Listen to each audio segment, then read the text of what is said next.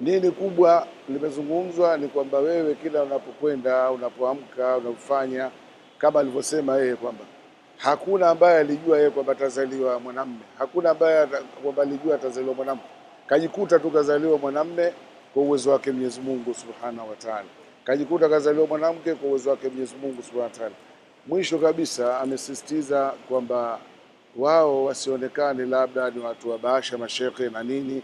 Wao mashekhe kuzungumza amani ni wajibu, kwa sababu amani ni kwa, naweza nikasema kwa dini zote.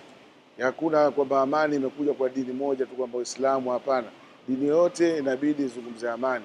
Amani ilikuwepo kabla ya sisi, kabla ya wakati huo wa azal na azal ilikuwepo amani. Kwa hiyo anasisitiza hivyo ni kwamba nchi yetu hii Mwenyezi Mungu Subhanahu wa Ta'ala amejelea ni nchi ya amani.